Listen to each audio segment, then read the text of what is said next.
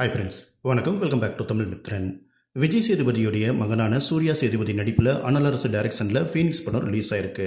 ஒரு பக்கம் விஜய் சேதுபதி தன்னோட திறமையால் பேன் இண்டியா ஸ்டார் அப்படின்னு சொல்கிற அளவுக்கு உச்சத்தை அடைஞ்சிருக்காரு. இதை தொடர்ந்து தன்னோட மகனோட ஆசையை நிறைவேற்றும் வகையில் ஹீரோவாகவும் அறிமுகம் பண்ணி வச்சிருக்காரு. இந்த படத்தில் தேவதர்ஷினி, வரலட்சுமி சரத்குமார் உள்ளிட்ட பலர் நடிச்சிருக்காங்க. ரிவெஞ்ச் ஆக்ஷன் ஸ்டோரியாக இந்த படம் ரிலீஸ் ஆயிருக்கு.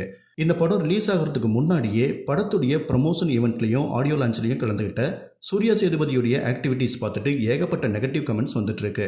தமிழ் சினிமாவில் இன்னொரு நெப்போகிட் வந்தாச்சு. எத்தனையோ பேர் திறமை இருந்தும் வாய்ப்பு கிடைக்காம கோடம்பாக்கம் சினிமா கம்பெனி கதவுகளில் காத்து கிடக்காங்க.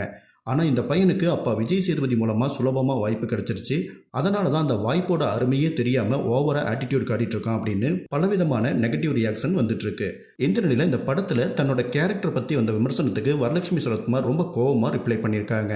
இது ஒரு வயலண்ட், ரியலிஸ்டிக், ரிவெஞ்ச் ஆக்ஷன் படம். இந்த வகையான படங்களை பிடிக்கிறவங்களுக்கு நிச்சயமாக இது திருப்தியாக இருக்கும். சூர்யா கோபக்கார இளைஞராக நம்பிக்கையோட அறிமுகமாயிருக்காரு. தேவதர்ஷினி அம்மா கேரக்டரில் சூப்பராக நடிச்சிருக்காங்க. வில்லன்கள் கோமாளிகள் போல இருந்தாலும் படம் 2 மணி நேரம் அப்படிங்கிறதால விறுவிறுப்பாக இருக்குது அப்படின்னு ரிவ்யூவர் மற்றும் ஆக்டர் ஸ்ரீதேவி ஸ்ரீதர் விமர்சனம் பண்ணியிருக்காங்க.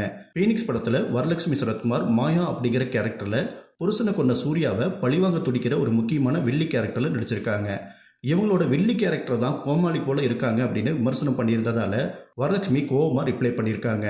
உன்னோட விமர்சனத்துக்கு நன்றி. ஒருவேளை என்னோட பேரை மறந்து போயிருந்தா நான் தான் வரலட்சுமி சரத்குமார். நான் உங்களோட டாப் 3 ஃபேவரட் லிஸ்ட்டில் இல்லைன்னு எனக்கு நல்லாவே தெரியும். ஆனால் நீங்கள் என்னை குறிப்பிட்டு ஒரு கோமாளி மாதிரி எப்படி நடிக்காமல் இருக்கணும்னு எனக்கு நடிப்பு சொல்லி கொடுத்தா நல்லாயிருக்கும். ஏன்னா அப்படி நடிக்கிறதுக்கும் ஒரு நடிப்பு தேவைப்படுது. அதனால் ரொம்ப நன்றி, நீங்கள் ரொம்ப நல்லவங்க அப்படின்னு வரலட்சுமி ரிப்ளை பண்ணியிருந்தாங்க.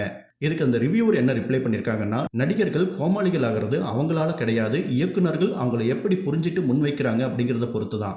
நீங்கள் ஒரு சிறந்த நடிகை, பல படங்களில் அதை ப்ரூவ் பண்ணியிருக்கீங்க. இந்த படத்தில் உங்களையும் சேர்த்து 3 முக்கியமான வில்லன் கேரக்டர்ஸ் இருக்குது. அதெல்லாம் வெறுமனே கத்திட்டு போகிற மாதிரி இல்லாமல் ரியலிஸ்டிக்காக இருந்திருக்கணும் அப்படின்னு தான் நான் நினச்சேன்.